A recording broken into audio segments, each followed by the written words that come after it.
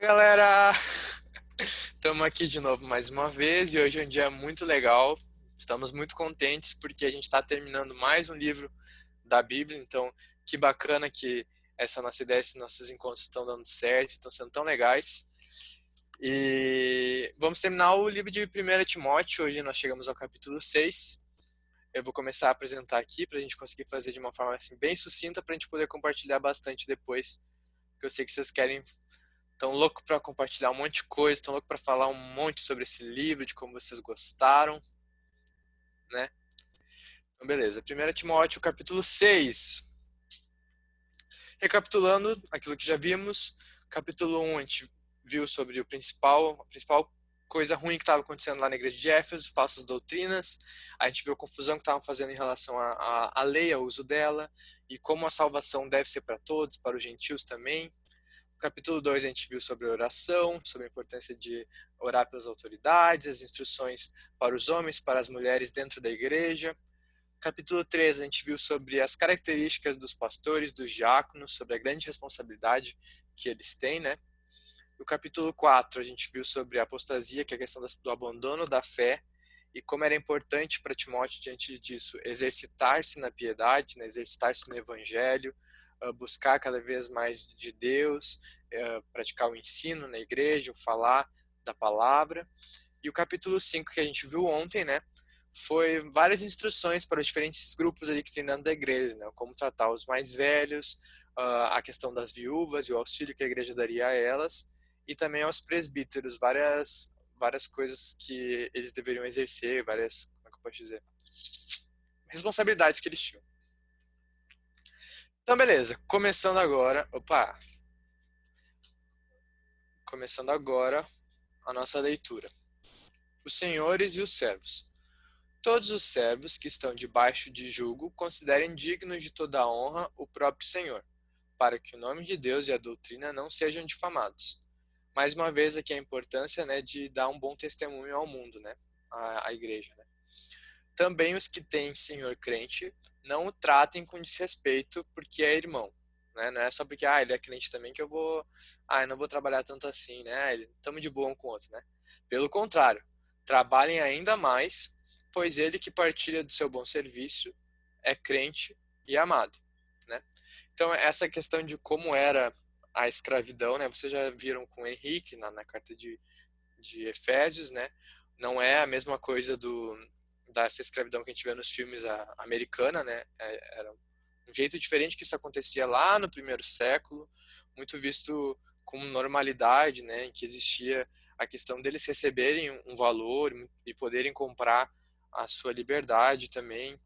Paulo, nessa própria carta, a gente viu quando ele fez lá no capítulo 1, ele listou os pecados, né, coisas erradas. Ele listou, dentre elas, né, o sequestro, a venda de um humano. Então, isso já era algo que era errado e condenado por Paulo nessa mesma carta que a gente está lendo. Então, vocês estão aqui cientes aqui de que ele está trazendo princípios para essa galera que estava se convertendo, né, tanto os senhores quanto os servos. E os falsos mestres e os perigos da riqueza. Se alguém ensina outra doutrina e não concorda com as sãs palavras de nosso Senhor Jesus Cristo e com o ensino segundo a piedade, esse é orgulhoso e não entende nada. Mas Mateus, tem um... eu acho que Fale. tu pulou o versículo anterior, o final ali. Ah, ensine e recomende Ensine e seus... recomende essas coisas. É Isso. verdade, perdão, achei que estava no versículo seguinte. Então, Timóteo tinha que saber disso para ele poder pregar para os outros e falar tanto para os senhores quanto para os servos, né? Obrigado.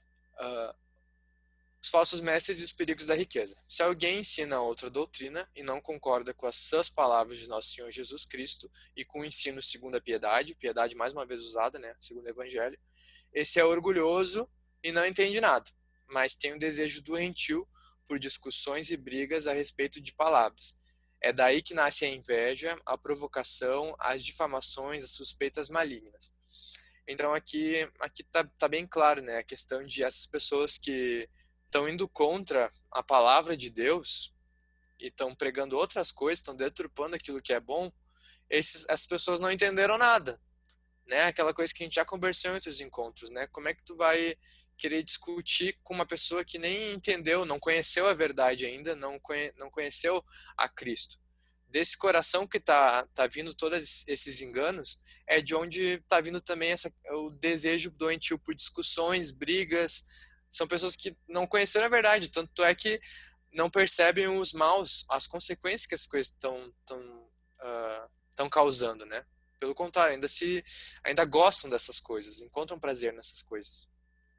E, ô, Matheus, é aquela questão de, tipo assim, ah, se eu sou contra ti, não interessa muito o que tu fala, entendeu?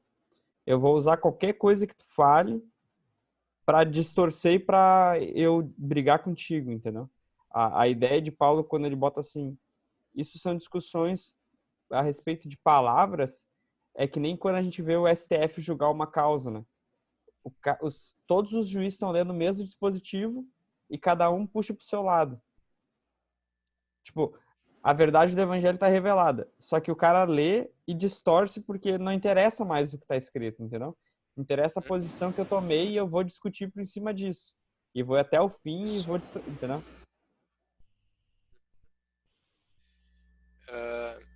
Além dessas coisas, né, também as polêmicas sem fim da parte de pessoas cuja mente é pervertida e que estão privadas da verdade, como a gente acabou de falar, né? Supondo ainda que a piedade é fonte de lucro, né? Então as pessoas estão tão no engano, estão tão ignorantes em relação à verdade, que até achando que a piedade, né, o evangelho, pode ser uma fonte de lucro, né? A gente já viu no capítulo anterior que aquele que é presbítero, aqueles que são autoridades, líderes na igreja, devem receber em dobro, né? Então a gente já está falando de uma igreja em que paga, né, para que o pastor possa exercer o seu papel.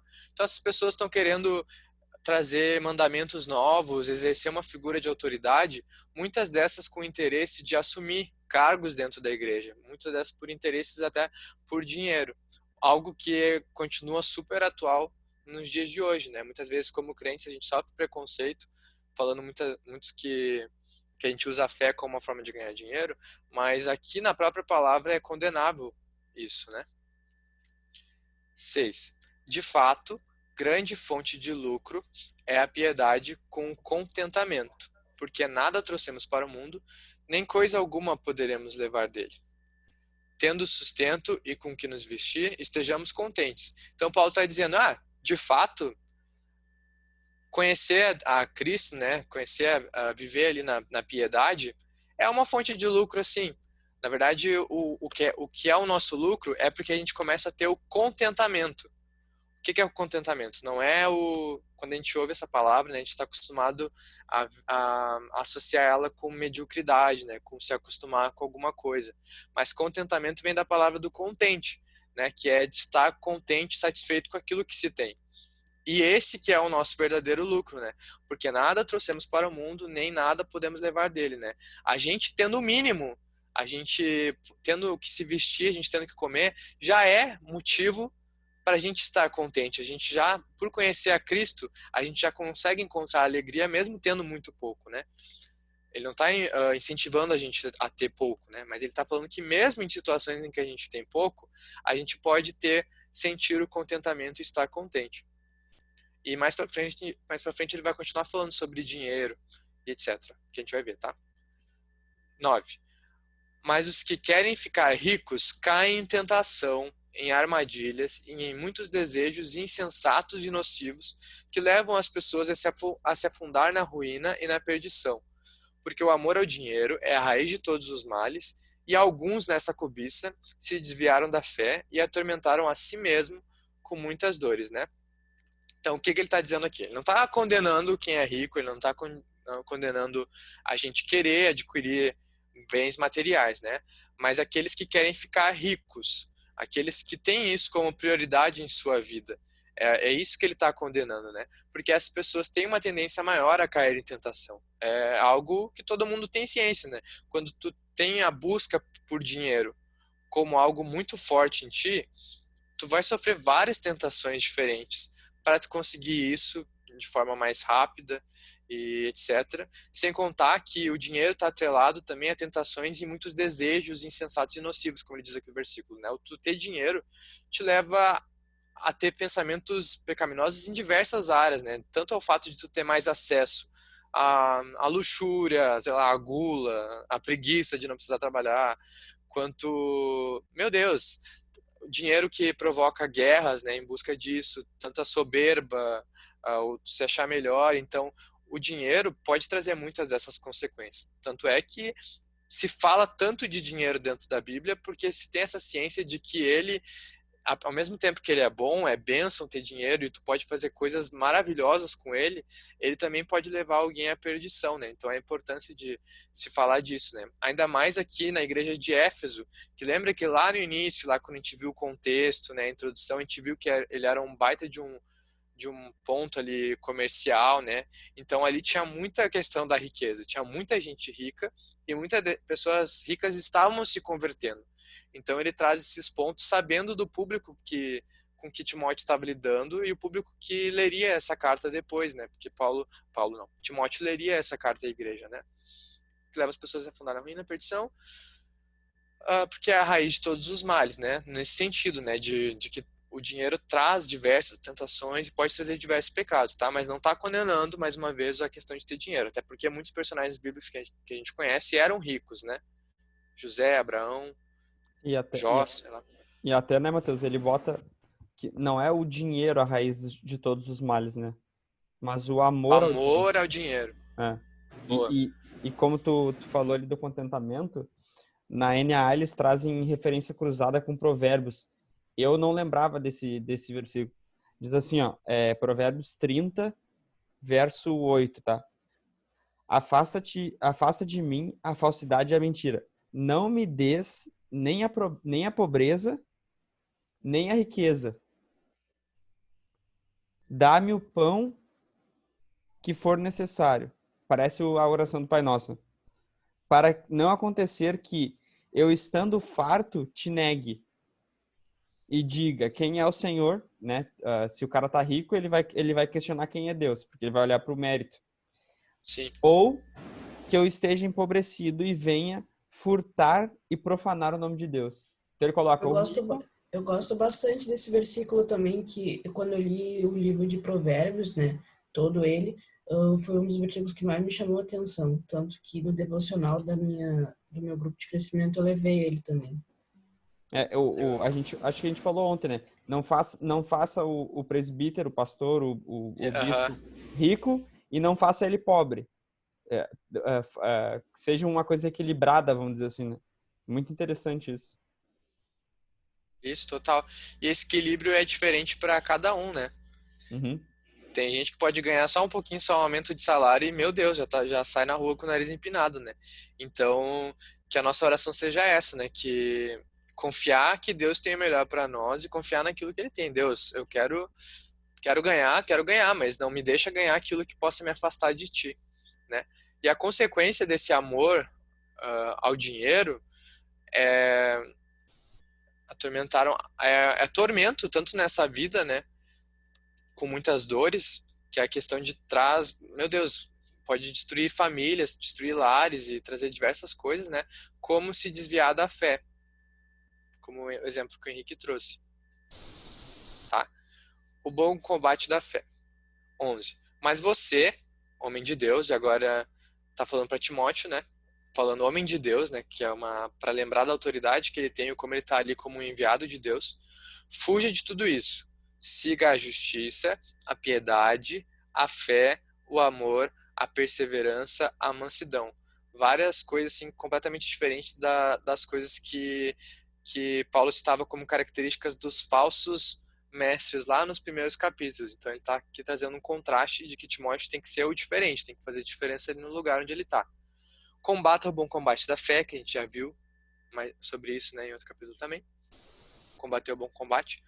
Tome posse da vida eterna, para a qual você também foi chamado e da qual fez a boa confissão diante de muitas testemunhas. Aqui, Paulo está lembrando da história de Timóteo, né? Timóteo, ele foi chamado para a vida eterna. O que isso quer dizer, né? Que ele encontrou a Cristo, ele se converteu. Lembra? A gente lá no contexto a gente viu como ele, desde pequenininho, ele conheceu a palavra e em um momento ele se converteu, né? Então é nesse sentido de chamado que ele está falando, assim como todos nós temos um chamado, somos chamados por Deus para a vida eterna. E a qual fez boa confissão diante de muitas testemunhas, né? Um fruto de uma verdadeira conversão é o tu professar a tua fé, é o tu compartilhar aquilo que aconteceu contigo. E a gente viu também que a cidade inteira falava de Timóteo com elogios, falando que ele dava bom testemunho, né? Então, por quê? Porque ele compartilhava com eloquência, ele falava direitinho sobre a fé, sobre aquilo que ele acreditava, né? Então, Paulo está encorajando ele a tomar posse disso. Lembra que tu é convertido, tu é chamado de Deus, então crê nisso para fazer a diferença aí no lugar onde tu tá. Diante de Deus, que preserva a vida de todas as coisas, e diante de Cristo Jesus, que na presença de Pôncio Pilatos fez a boa confissão, eu exorto você a guardar este mandamento imaculado, irrepreensível, até a manifestação de nosso Senhor Jesus Cristo.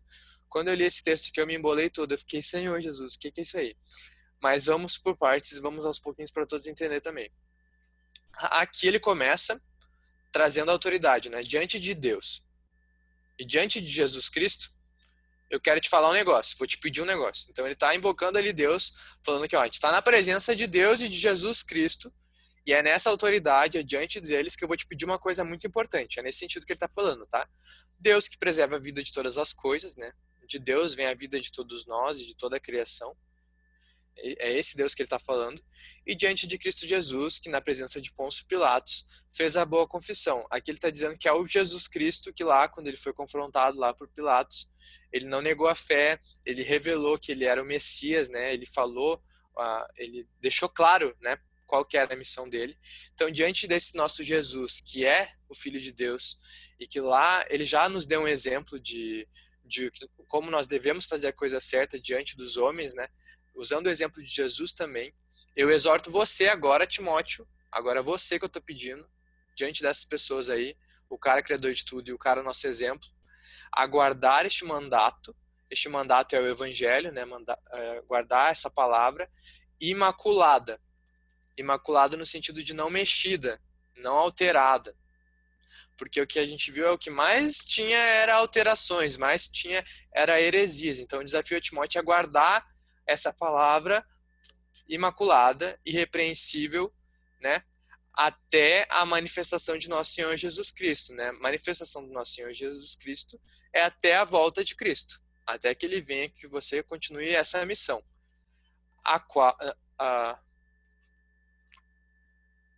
Peraí, será que eu excluí um versículo, gente? Peraí, deixa eu só confirmar. Versículo 15, a qual no tempo certo, eu excluí um versículo ali, uma linha. A qual no tempo certo há de ser revelada pelo bendito e único soberano, o Rei dos Reis e Senhor dos Senhores. Então, o que ele está dizendo? Que essa manifestação do nosso Senhor Jesus Cristo vai ocorrer no tempo certo, que ninguém sabe o que é, e esse tempo certo, né, há de ser revelado pelo bendito e único soberano, o Rei dos Reis e Senhor dos Senhores. É ele que sabe quando isso vai acontecer. Esse cara que é o único que possui imortalidade, que habita em luz inacessível, a quem ninguém jamais viu, nem capaz de ver, né? E nem é capaz de ver. Então, ele está continuando falando da autoridade, né, que tem esse nome de Jesus, nosso Deus, que é o único que possui imortalidade, que sempre existiu, que habita em luz inacessível, né? Ele está falando da glória de Deus, como é algo que a gente não tem essa dimensão, que não é compreendido por nós, seres humanos, né? E a quem ninguém jamais viu, por mais que a gente tenha visto histórias, né, de Moisés encontrando a Jesus e outros profetas, né? Aquilo ali só era como é que eu posso dizer? Era um pedacinho daquilo que Deus é. Era um tipo de manifestação que Deus estava usando para se encontrar com aquele homem. Mas a grandeza do nosso Deus, a totalidade dele, o face a face, ninguém jamais viu. E nem é capaz de ver, né? Até acho que foi Moisés que pediu para Deus que ele queria ver. E Deus falou que não era possível, porque nosso corpo humano não resistiria a olhar ao nosso Deus, a totalidade dele. Então, a Êxodo, ele... Êxodo capítulo 33, né? Êxodo capítulo 33. Mateus, uma coisa interessante que estava no versículo anterior, que é a boa confissão, eu acho que o que Paulo tá lembrando aqui, Timóteo, que é uma coisa que a gente tem que lembrar, que na NA também traz referenciado, é como foi o comportamento de Jesus diante do Pôncio Pilatos. Eu acho que uma das coisas que Paulo está fazendo é vocês, adolescentes, vamos dizer, né? Você, Timóteo, tenha uma postura e um exemplo irrepreensível que quando alguém for falar alguma coisa, não tenha argumento e fatos contra você. Que a conclusão que eles cheguem seja como foi com Daniel, como foi com Jesus, como foi com os heróis da fé, de tipo assim, cara, não tenho o que dizer deles, entendeu? Eu não gosto daquela pessoa, eu quero matar aquela pessoa, eu quero crucificar aquela pessoa, mas eu não consigo justificar esse meu desejo, a não ser alguma coisa espiritual que eu não... É porque eu não gosto da pessoa só. Quando eles forem te combater, Timóteo, guarda essa boa confissão de ter uma postura imaculada, que eles não tenham como te pegar, vamos dizer assim, pegar um boleto teu em aberto, pegar uma postura tua com uma irmã da igreja, alguma coisa que te comprometa, entendeu? Lembra disso. Tenha caráter e seja irrepreensível, entendeu? Isso, porque Jesus ele não era condenável, né? Mesmo que se fosse pelas leis humanas, né? Eles tentaram inventar coisas falando que ele queria se colocar acima de César e etc. Mas quando Pilatos encontrou ele ali, não viu nenhum motivo para crucificar ele, né? O motivo, né, que se deu foi o pedido do povo, né? Para que É. para a galera não se alterar. E, Matheus, que nem eu parei aqui, tá? Que é o primeiro, assim. Você é o rei dos judeus? O Pôncio Pilatos perguntou para ele, não, governador. Jesus respondendo, o senhor que está dizendo. Cara, que postura é essa? Aí depois ele fala assim, você não está ouvindo todas as acusações dos anciões e dos sacerdotes?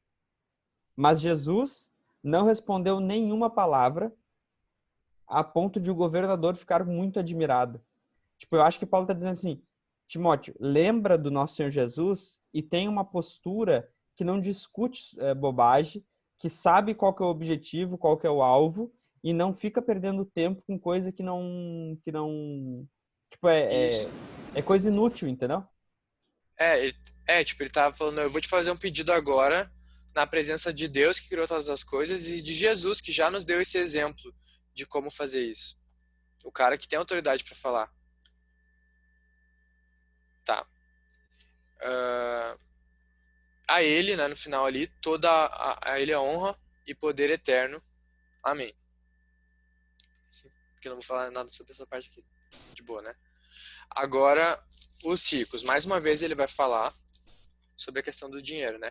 Exorte os ricos deste mundo a que não sejam orgulhosos, nem depositem a sua esperança na instabilidade da riqueza, mas em Deus, que tudo nos proporciona ricamente para o nosso prazer.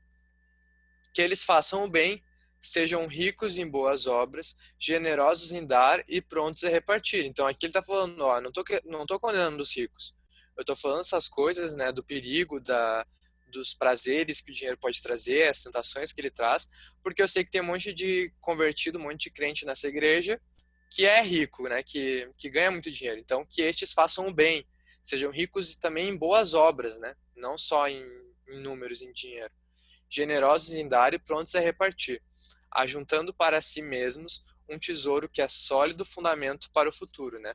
Aqui no sólido fundamento para o futuro, né, a gente pode dar a interpretação de que tá falando de que talvez ele tá falando sobre ganhar, ser rico também na eternidade, né? Juntando para si mesmos um tesouro que é sólido fundamento para o futuro. Tem essa interpretação e também a interpretação de que a maneira que se usa o dinheiro é o que vai mostrar se a pessoa ela é salva, ela é uma nova criatura ou não. Eu vi que tem essas duas interpretações, mas dá para entender no contexto todo, né? Ô, A fim de Matheus, tomar... Fala. tu tem 3 minutos e 15 agora, tá? E tomarem... Não, olha só. Tá.